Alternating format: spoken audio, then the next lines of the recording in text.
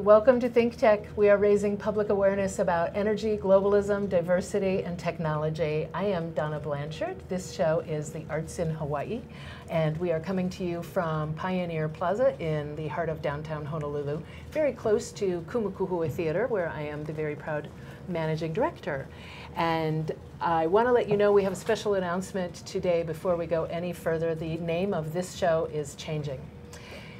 We have been the Arts in Hawaii for the last year, but we have interviewed a lot of guests from around the country and certainly talked with a lot of people whose work stretches well beyond the borders of Hawaii. So we have a new name for the show. Drum roll, please.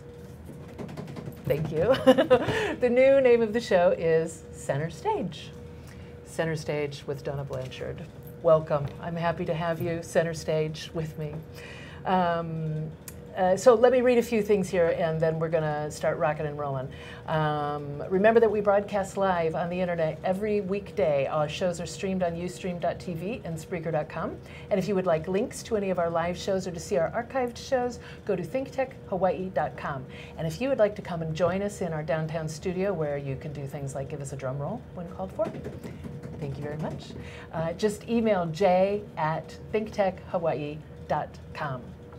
My guest today, I am so pleased to have here. This woman has fascinated me since the moment I arrived on the island 2.5 years ago, and I'm not joking about that. This is Vicky Holt Takamini. She is the founder of the Pa'i Foundation, the Pua Ali'i Ilima hālau, and is an integral force behind the Maoli Arts Month, actually founder and continuing integral force. Today we'll discuss the initiatives to strengthen the Native Hawaiian community, including all of the offerings of Maoli Arts Month. Auntie Vicky, thank you so very much for being here. Thank you. Aloha. Aloha. I'm so honored to be able to have this conversation with you. And it's hard for me to even know where to begin. Let's start with what is Maoli Arts Month? Well, Maoli Arts Month, it started off as a month-long celebration of Native Hawaiian art and artists to celebrate the diversity of our Hawaiian art. So art for us is not something that you just frame and put up on a wall.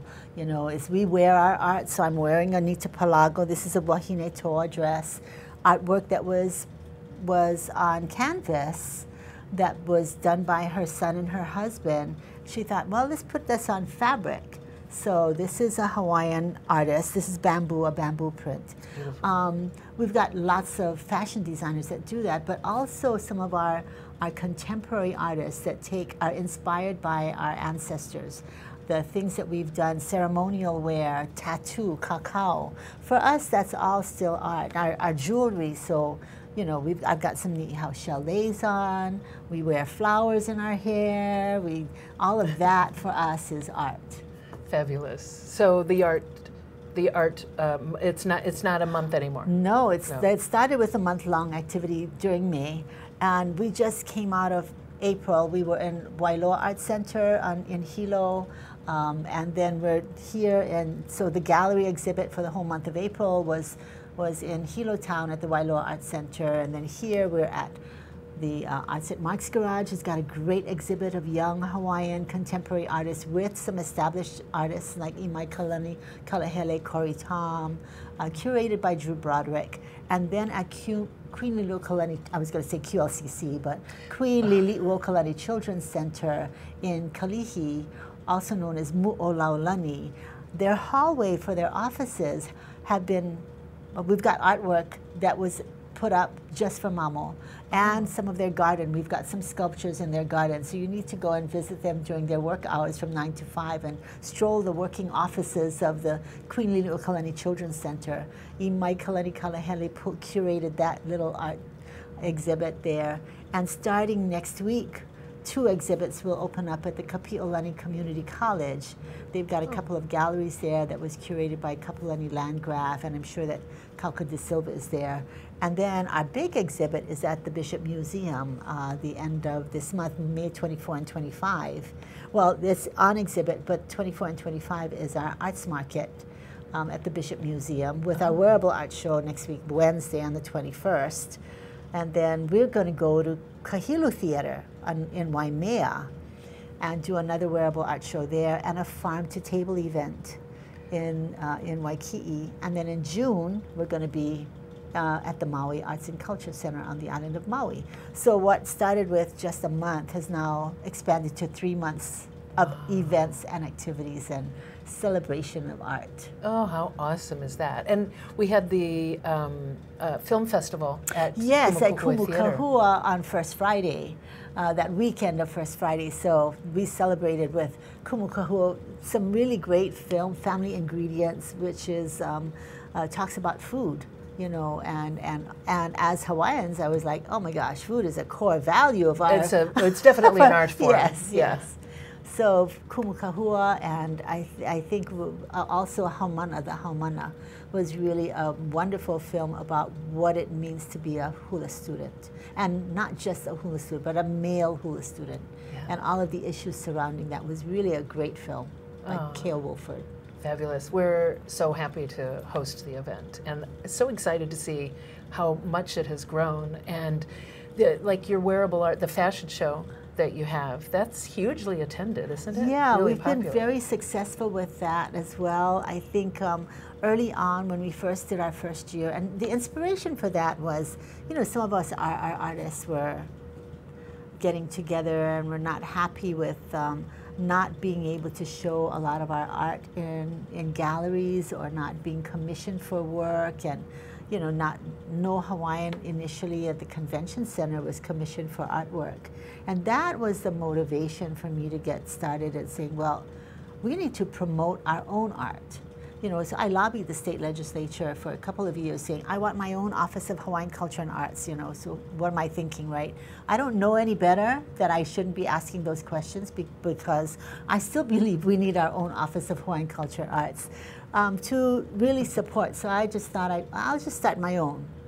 And that's how MAMO came around. I was talking to some of the artists and over email and said, I have always wanted to go to Santa Fe Indian Market. That would be fabulous. And then, you know, a friend of ours, Hiko Hanapi, who passed away recently, said, Auntie Vicky, I bought you a ticket. You owe me $400. And we all went off to Santa Fe Indian Market. It was so inspirational. And I went like, we're going to come home and we're going to have our own arts market. And that was the start of MAMO, Maoli Arts Month. So we started with the Bishop Museum Arts Market, and then I had a keiki art festival at the Honolulu Museum of Art, and we combined those two into the Bishop Museum Arts Market, and then I started the following year the Wearable Art Show, because I was thinking, now, we wear our art. Everything that we wear for hula, for chanting, all of the feather work that we do, the kahilis, that for me is art.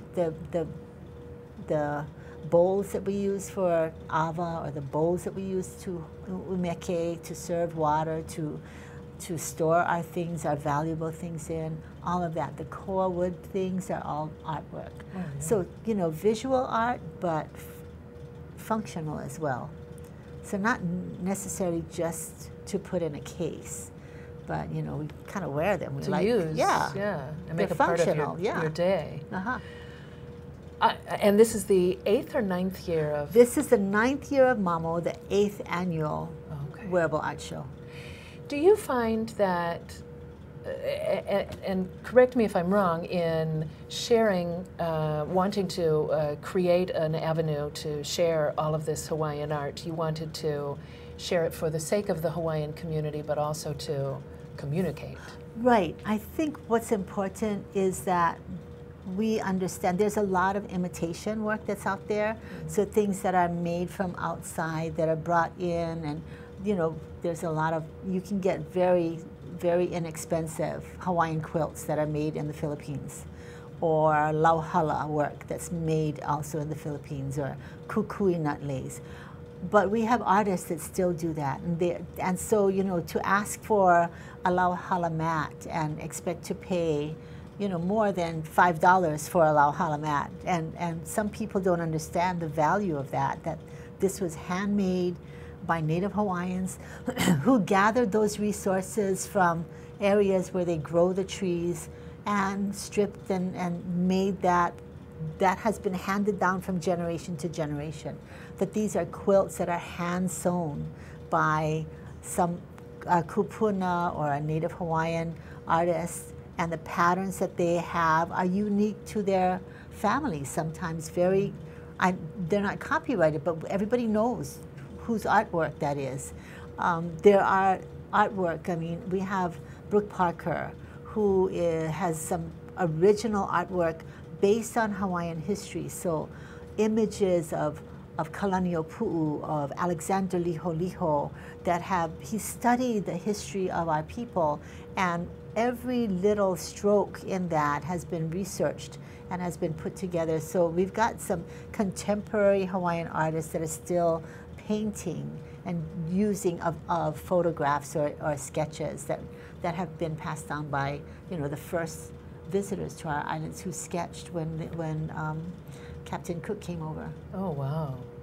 I know, I don't know if you're familiar with Friston Ho'okano is a jewelry maker, and he specializes in steampunk jewelry, actually. Very not Hawaiian, but he talks about the feeling that he has when he's working on the art pieces, and that when you are in the right frame of mind and make a piece of jewelry, then that is carried on to the person who is wearing it. And I imagine it must be, it's like that with many of the artists. We were with Bojack Key at Mary Monarch this past year, and Bojack is he's a carver on bone, and he just meticulously looks at pieces, fishhook, and not replicating the work, but really taking that artwork and looking at it, the braiding of his cordage, the attention to detail that he has. He doesn't make a lot of pieces, but every single piece that he does is beautiful, intricately carved, very well thought up, and has a lot of history and mana, or transfer of energy, that goes from him personally. And I think that we're inspired by our ancestors, and that as it's sculpted or as it's designed, it's transferred into the piece. Yeah, I absolutely believe that, and I'm glad that you're drawing everyone's attention to that. I just want to show this really quickly. This little booklet that you do such a beautiful job with. Who's your designer? Our graphic designer is Shane Pale, a Native Hawaiian graphic artist. This is beautiful. He is awesome. Yeah. So this will give you information on all of the exhibits and events. And where do people find these? We have them at, Native Books. We've got them at Bishop Museum, at Arts at Mark's Garage, Louis Pole Gallery. Anywhere that you have an exhibit that's a MAMO exhibit, we'll have artist guides. Okay, you can pick one up to help you find all these different wonderful events to go And we also have them online at maoliartsmonth.org, so you can download them. If you don't get it, we're posting. I'm sure it's quite a big file, because these are beautiful, large graphic images of some of the artists that are, feather work, kapa work. Beautiful individual. All of the artists have individual pages in here. Keith Miley has an exhibit at Louis Pole Gallery too in downtown Chinatown. Yeah. Harinani Ormi Ipo Nihipali. Beautiful. Such beautiful work. Okay, good, because we want to make sure everyone can be aware of what's going on there. Do you find that the audience, the people who are coming to these, are primarily Hawaiian? Or yes. Yeah. I think Hawaiians get together and celebrate our art. We enjoy gathering as people to celebrate each other's work. So a lot of our attendees are Native Hawaiians who come and want to support other Native Hawaiian artists and want to be in the company of gathering with other artists to celebrate ourselves a lot of time. And if you're lucky to be in that room, it's so much fun to be among, I think that was the attraction for a lot of the tourist industry in the heyday of tourism in the 60s and the 50s and the 70s, when I used to work Waikiki, and you could walk down most of the hotels and showrooms had a Native Hawaiian artist that was playing music, and then you could walk in and Gabby Pahinui would come in and sit down with his guitar and just start playing and jamming with other artists. We don't see that as much. But I remember as a young dancer in Waikiki that I would just, after my show was over, I'd go out across the street and go catch Roberts and Casimiro, the brothers Casimiro at the Sheraton, and then we'd go next door to the Ilikai, and there was, you know, Loyal Garner playing, or we'd go up the road and where the Paradise Serenaders were playing, or go up Kapahulu Avenue. We could make a night of it as young Native Hawaiian musicians and dancers. It was. And I think that's what was the attraction for a lot of tourism in the early 60s and 70s. Yeah. That when you walk into a room, you're in and among Hawaiians having fun with playing music and dancing and impromptu performances, and other artists would just pop in and perform and get up on stage and, you know, either dance or sing. We'd call them up.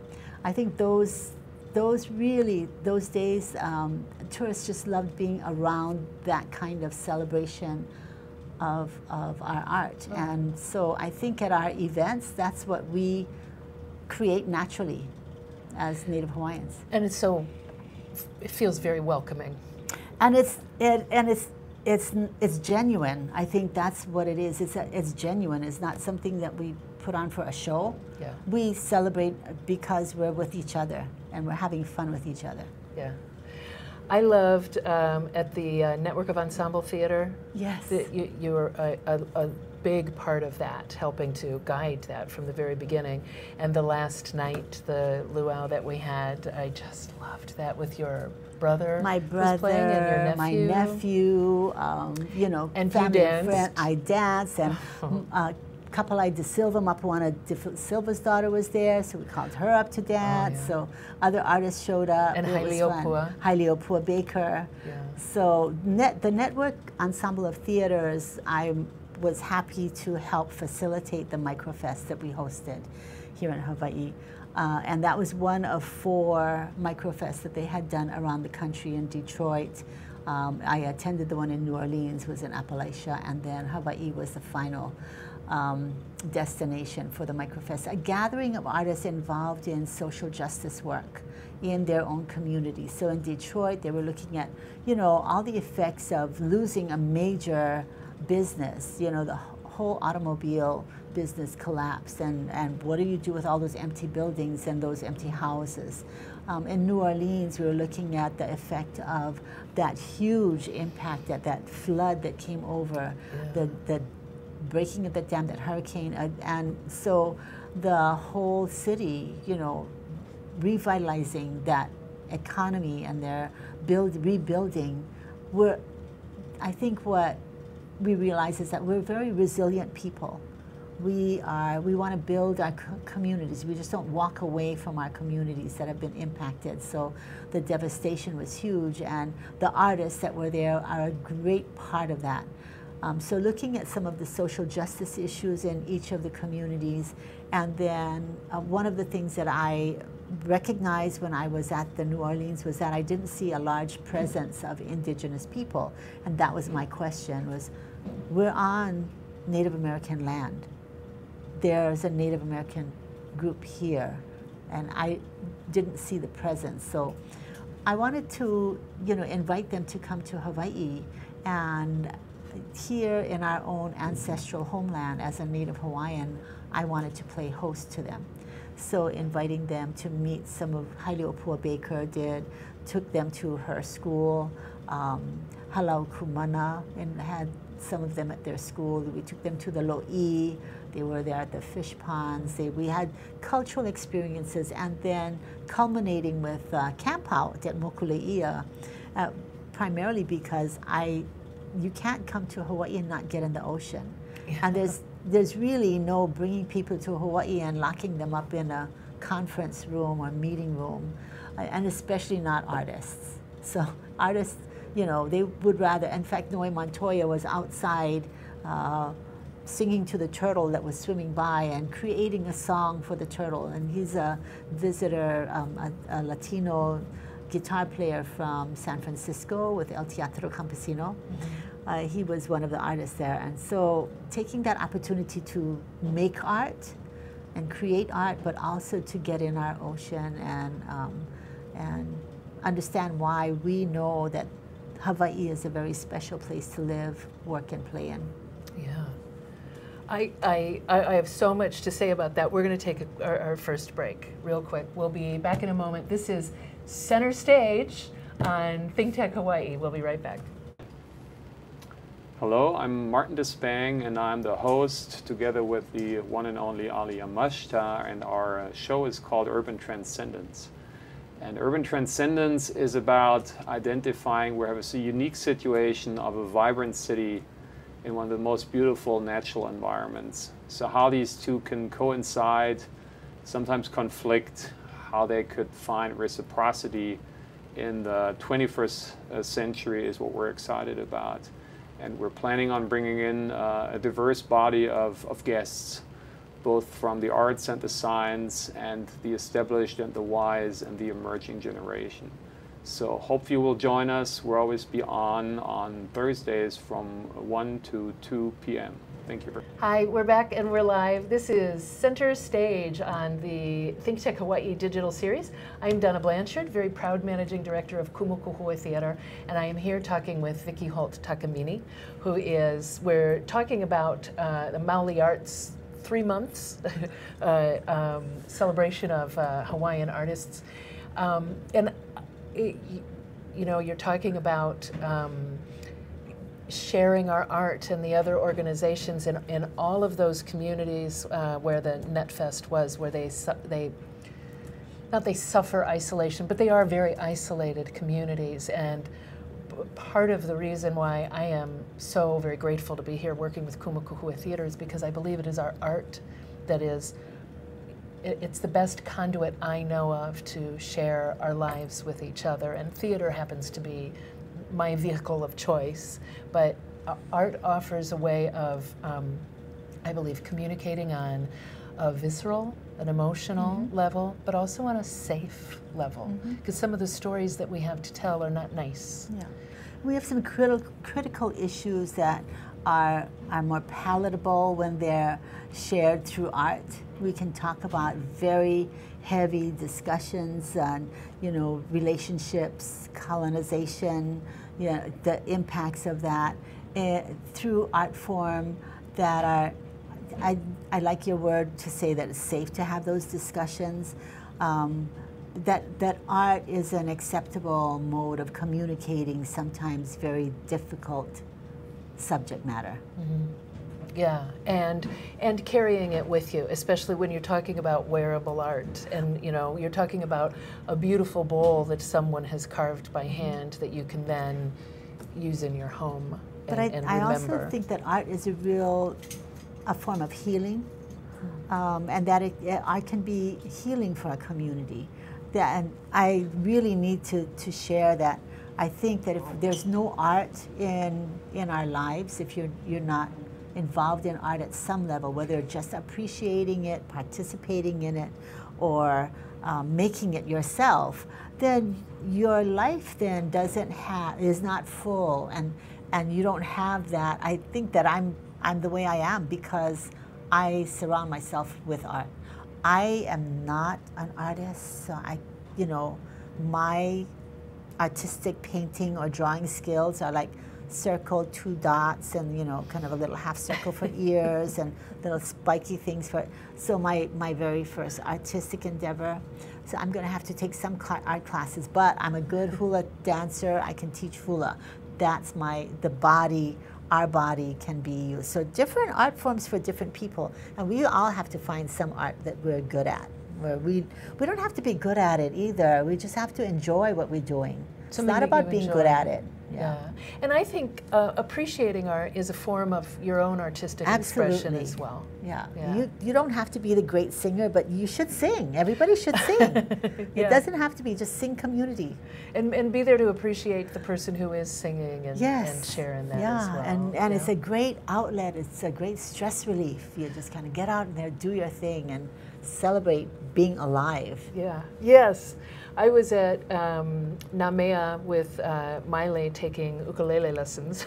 How fun is that? It was so much fun. I've been trying to teach myself that instrument since I moved here, and to actually go in and have a lesson and learn, oh, this is how you do it, and it's It's so amazing when there's 3 other ukuleles I was with going you. to say, you know, it's no fun teaching yourself. Yeah. Especially ukulele, you need to have a gang with there and a whole ukulele band all strumming along. Whether it's right or wrong, your strum is off, it doesn't matter. Who cares? Who cares? Yeah. And then I went to a plant sale near my, over in Thomas Park, and there was a fellow under a tent there playing the ukulele, and I thought, oh, I wish I could run home and get mine. Yeah. It's such a communal form of art. It's a great instrument. I think it should have been the state instrument because it's, even though it was introduced by the Portuguese. So it came over as a braguinha, and then it was shaped to look like an ipu and made it smaller and find different tuning. And developed into a Hawaiian instrument that gets exported all over the world now. Oh, yeah. It's probably the greatest instrument. I think so, and, well, I enjoy it. I enjoy it. I enjoy the sound of it, and like Jake Shimabukuro says, you cannot play it and not be happy. Yeah. It brings you joy. It's also affordable. There's a lot of young kids that, you know, will pack it around to school and play during intermission, I hope, and not during school time when they should be in classes, but after school, and so they hang out and they just jam together. Yeah. Those are great. We used to have a lot of kids that did that in school, high school. Nice. Yeah, let's talk about the Pa'i Foundation. Yes. And what you do. Can you tell us a little bit about? Sure. Well, Pa'i is the acronym for Pua Ali'i Ilima. I started my hālau. I graduated as a kumuhula from my teacher, Maiki Ayu Lake, in 1975. I had studied with her since I was 12 or 13 years old. And then in 75, graduated as a kumuhula. I started teaching a little bit, helping Lena Alakalamahini with her hālau. So I was just kind of hang out there. We'd go and do her things, and I started my own group in 1975. So we've been teaching hula. And then, you know, as our hālau participated in Mary Monarch for a little while. We participated in Kamehameha Day competition, and it grew. We participate in Prince Lot Hula Festival every year. One of the things that I got involved with at the state legislature was this whole gathering rights issue in 1997. And that just propelled me into a whole different awareness of what was happening in our state. It was a bill that would restrict Native Hawaiian gathering rights. That would have, if it had passed, would have required all practitioners, Native Hawaiian cultural practitioners, to go to the State Land Use Commission, list everything that they gathered, every flower, every fern, every fish, every shell, have a list of where you gathered it from, so that I go to, you know, Pearl Harbor and I go get fish over there, or limu here, or we don't go fishing in Pearl Harbor, but you know, I would have to list all of those places that I gathered things from and have a clear preponderance of evidence that my great-great-great-grandparents gathered those things from those particular places, and then they would decide that I could continue to do that. And what that would have done was really criminalize a lot of cultural practitioners, because if you didn't do that, you would not be permitted to continue to practice. That would have killed our cultural practices. Access to the natural and cultural resources really is important for doing our art. For simple thing as lei making for my performance. If I needed to make leis, where do I go to gather the ferns and the flowers to make my leis? If I wanted to make kapa, where do I go to get the wauke? Where do I go to get the koa to make the kuku kapa, to make the boards to make our konane, for example, games? Where would I go and gather these resources? Where do I get the rocks to make an imu, to kalua a pig? Where do we get the kiawe? A lot of these things are just that you just can't go to Home Depot and go buy, you know, I need imu rocks from Home Depot, or I need ili ili to dance. They're little pebbles. Oh. They're ocean pebbles that we use for hula. Where do I get pu'ilis? You can buy some pu'ilis and ili ili now at the Hula Supply Center, but where would we want to go if we had to just gather them and make it ourselves? And so that pushed me into being a Native Hawaiian activist. I didn't know I was one until the the news coverage of our demonstration at the Capitol was like, Vicky Holt, Takamini, Hawaiian activist. I was like, oh, what happened to my title of kumu hula that 20 years I've been working on? All of a sudden went out the door. I was now a Hawaiian activist. And after the shock of that wore off, but so were all the other 40 drummers and chanters that were there, all the other kumu hula, all the other Hawaiian dancers that were part of this demonstration. And I became a little bit more involved in politics and looking at what was happening in our state. And around that time, I realized that there needed to be, and all of that is groundwork for MAMO and the things that we're doing now, because I felt that our community didn't know Native Hawaiian. I think we were also, you know, active with protecting the rights of Kamehameha School to develop or not sell their condos, or not sell their land, or admission policies. So we got involved with those issues that were brought, attacks on the Office of Hawaiian Affairs, Kamehameha Schools. So Ilio Ula o Kalani, which is a group of cultural practitioners, became very active in helping to bring awareness to the rights of Native Hawaiians, not just gathering rights, but the rights for our protection of our trusts, organizations that were set up to educate for Kamehameha Schools, to take care of health issues. Queen Emma, who for our senior citizens at Lunalilo Home, QLCC for the indigenous, for the orphan children. So all of these institutions were established by our ali'i to take care of the health and welfare of our people, and they were under attack. And so we came out of being just the hula dancer and the hula teacher to advocates for the protection of our natural and cultural resources and our native rights.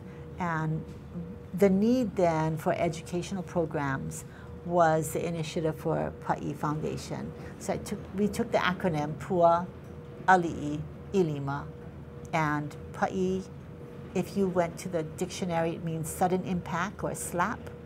I thought, okay, that works. That works for me. We're gonna Pa'i you. So it's and so we started really kind of small.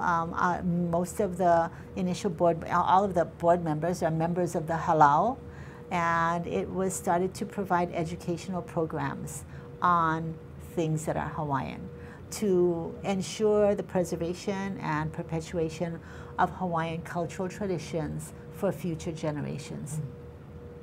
What's impacting that? How is it, you know, we're coming out of a time period where hula was banned in the 1820s. Our Hawaiian language was banned.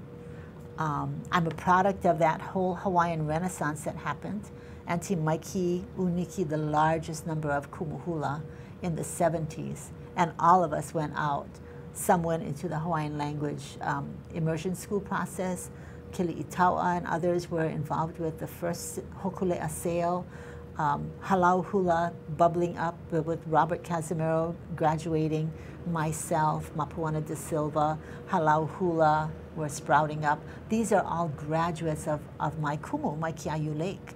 So the things that I do have been inspired by the women in my life. Kamehameha Schools, Bernice Pauahi Bishop, my Kiayu, my grandmother, Victoria Holt, my mother, who worked at the Bishop Museum, Mary Kavena Pukui, Pat Bacon, Ellie Williamson, all of these really wonderful Native Hawaiian women that are icons in, that I had opportunity to learn from. So Pa'i then is an extension of all of that. It has risen out of the need to not just to serve my own hālau, because that's not our mission. It's not to serve the needs of my students and my hālau. It's but to serve the needs of the broader Hawaiian community, for visitors to our islands, to educate them on what Native Hawaiian, what aloha is, how to reciprocate aloha, not just something that you hand out on a silver platter, how to engage with others, but to support the broader Hawaiian community that make Hawaii their home, who come to visit, live, work, play, new residents that come to visit that don't understand their cultural differences from where you come from, that are a little bit different here. It's not such, we don't need to be rushed, and when, you know, we're not meeting your time schedule, it's not because we're on Hawaiian time. There's a different thought process that happens when you work with Native peoples. What's it like to work with a Native person? What are our core values? Food is a core value. Can't have a meeting without having food, some kind of food and drink. Can't have a gathering without food and drink. You want to fund a Native Hawaiian group? We have to have food there, because it's part of our, quote, hospitality that is important for sharing, sharing cultures, sharing the way we do things, listening as well as, you know, in different ways. Yeah. Can you just kind of take a moment, and when you walk off the plane, and it's one of my favorite moments when you come off the plane from some other place, is to feel the wind, the breeze, smell the air. What does it feel like? I know a lot of times I'm coming from a place where the air is arid and dry, and when the moisture, the humidity for some people, but the moisture hits your skin, what does that feel like? Or, you know, or when that full moon was up last night, did you take a walk outside? I did. You know, did you take a walk? What kind of fragrances are you know, what's in the air? What's blooming right now? Taking those moments to kind of inhale the space, or when you go and visit, taking a moment before you walk into the forest to kind of listen to the forest and listen to it. Beautiful. What is it saying to you? Yeah. And if sometimes as you take a walk, you just kind of barge up and just kind of walking, but take a moment before you head out there, kind of listen to what the forest is telling you today. Oh, nice. Do you feel like you are, and I think this is something that we all know inherently when we are young. We all have that. I grew up in Northwest Indiana, and I grew up in nature. At least we all have inherently when we have the opportunity to be in nature, but it's something that gets worked out of you as you get older. You forget to stop and smell the flowers. Yeah, because we're so tied up behind that computer that just kind of like, yeah, so sometimes you just got to close it and go for a walk. Yeah, yeah. So is Pa'i Foundation actively involved in legislature today? It's not, quote, I'm not introducing any bills. We don't, I think I personally am looking at tracking what's happening in our community and lend my voice to that but it's not a mission it's not something that Pa'i is doing. Okay. So we don't do that. Okay. Yeah. And please indulge my ignorance. A hālau is, I thought a hālau is someplace where you go and you learn hula. Ah, not necessarily. Okay, thank you. Would you please illuminate me? Hālau literally means a structure. It could be a building that you build to carve your canoes. So a hālau wa'a is where you make your canoes. Or a hālau wa'a could be where you house your canoes. So hālau is literally a structure. Hālau is also a term for school of dance, of Hawaiian dance. So it's not necessarily the physical place, it's the body of students that make up that group. So I have a hālau, wherever my students are learning is where our hālau is, but it's not the physical structure. Okay. And as kumuhula, or the master teacher of that hālau, for a number of years, because I didn't want to, I was like, I don't think I want to teach every day after school and all day on Saturday and Sunday, and so I'll just have one class. And so my hālau only was teaching, I would have Thursday nights, and that's the only night we had hula.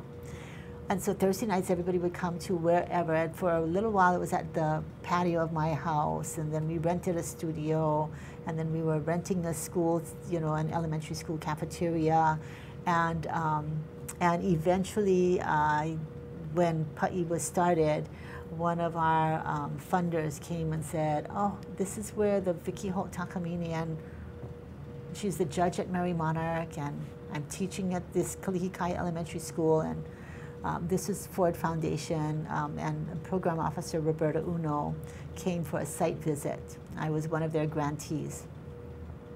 And she invited me to Seattle. And I went to Seattle, and she invited ArtSpace, which is the largest nonprofit developer of artist housing in the nation. They have got 33 buildings already built and in 14 different states, and another dozen or so in different stages of construction, and said, we want you to meet ArtSpace. And we went to visit their buildings in Seattle. And I was like, oh my gosh, I need one of these spaces. I looked at the poor lady, I was like, can I have one? Can you help me get one? How can I get a space? And then I looked at the president of ArtSpace and I said, can you build me one? I want one of these. Can I have one of these? Okay, please? So ArtSpace was given a grant by Ford Foundation to work with 4 communities throughout that were diverse art spaces. One was in New Orleans, one was in New York, one was in Lakota country in South Dakota and Hawaii, to do an exploration of were any of these places a candidate for, can the community support an artist's housing? So ArtSpace builds affordable housing for artists and creative spaces. And we started that we're going on our 4th year, working with the city and county, state, and different entities, Kamehameha schools. We went to see, where would an ArtSpace project really work out? And HCDA has an empty lot in Kaka'ako that was designated as an affordable housing project space right behind the Pacifica. And so we are in negotiation with HCDA to build an 84-unit affordable housing project for artists that Pa'i then would have a permanent home in. So we're still in the fundraising development stage. We have an agreement with the HCDA on that property, an exclusive agreement. We're hoping that we get enough tax credits and ArtSpace is really smart at, I don't want to be the developer and I'm not the property manager. I still want to be the hula dancer and the hula teacher. So don't take me off my mission of, preserving it. I don't want to be the artist, affordable housing person, developer. So we're kind of partnered in that. We're partnered in that agreement. So I'm introducing them to our community. And we're hoping that, I know that we've talked to Jay about kaka'ako, and he's got an event coming up on Wednesday, the 21st. Yes. I have information, and pardon me for nodding my head while you were talking. I was listening to Ian talking in my ear also. This is, well, I'll just read it for you. There's a luncheon panel program at Laniakea on Wednesday, May 21st, and the subject is Finding Our Future in Kaka'ako. Right. And to find out more information about this, go to thinktechhawaii.com, and that's where you can register for it. And this is going to be an amazing panel discussion. I'm so sorry you can't be there because you have your Wearable Art show is the same night, Jay. Yeah. Hello. You should have consulted with you first. I'm so excited about ArtSpace being in Kaka'ako, and I can tell you that I had just recently went through an apartment search myself. And I am the managing director of a beautiful, wonderful organization I love that is a small nonprofit. So I am on a very limited income myself. And I went to some of the downtown housing developments, and I made something like $200 a year, too much to get in there. And there was another one that I went to in Kaka'ako that was supposed to be affordable housing, and I couldn't afford it. How is that possible? How is that possible? And there's artist housing in Chinatown through Arts at Mark's Garage and Rich Richardson, and they're full all the time. Yes. So it's very difficult for someone who is devoted to maintaining their life as an artist and serving the arts within the community and finding a place to be that doesn't involve bumping into my bicycle every time I go to the bathroom. Right. So it's an amazing national organization, and I am so happy that thank you for being integral in bringing that here. It was like, can I get one? And can we have one in every ahupua'a or in every moku on every island? So they're saying, like, can we just get one built first, and then we'll talk about, you know, future. It's a difficult project to fund right now. ArtSpace will not break ground until they have all of their funding together, and the reason it becomes affordable for the artists is because it is dedicated, affordable, in perpetuity. So like 15 years from now, we're not going to go back to the state and say, well, you know, we did it for 15 years and we can't maintain this. ArtSpace projects are maintained. That's their mission. Their mission is affordable housing for artists. And so that's their nonprofit goal, is to build for future artists. And I think that what happens when an artist often moves into an area, you know, gentrification is unnatural because people like to be around artists. The artist is a great economic boost to any place. And so they start to, you know, build up, and then pretty soon artists are the first ones to get booted out of their spaces that they made beautiful, that they created art from, that they invited the community in to celebrate, that they cleaned up some of the activities that are, you know, not so healthy in situations in the city. So I think that the benefit of having artists in your community is such a great, it's really enriching for the community that lives around them. Because the artists, we're fed by our communities, right? Right. So we take care of them, and we're some of the best neighbors. Right. But yes, it happens over and over again that we Yeah. get squeezed out of neighborhoods because of all that we bring to it. So, you know, ArtSpace is really, it's a great organization and an advocate in DC as well. They helped to initiate and pass legislation that says it's okay to build for artists, just like it's okay to build for teachers and okay to build for, you know, first responders. So you can build housing for police and firefighters and teachers, and by the way, artists too are in that category. Right, wonderful. So how did you decide on kaka'ako? Well, we went to visit city and county properties. We asked the city what they had, you know, looking at the planning of our city, where are your affordable housing projects? And what would the process be? So we saw several spaces on downtown Chinatown, River Street, that the city was looking at. And we would have to go through an RFP process that would probably take several years to get to. We also talked to Kamehameha schools that we know are the largest landowners and land developers to identify what parcels may be possible for affordable housing. And we went to HCDA because I thought, well, HCDA has land that should, you know, part of it will be dedicated for affordable housing. And, you know, Tony Ching was really great about opening up the map and identifying areas that would be good for affordable housing. And we zeroed in on one of those properties. I love that property. I look at not just the piece itself, but it's the mauka of that is Uluhai Malama. It is, it's now the graveyard, but Uluhai Malama was a Queen Liliuokalani property. That's up at Pauoa. Coming down, it's the Honolulu Museum of Art. Across the street is Linicona Art Center and Gallery, Thomas Square, the Blaisdell, you know, the NBC Arena and the exhibition hall and the concert hall. And then one block over is our Pa'i space. And then Makai of us is the Children's Museum.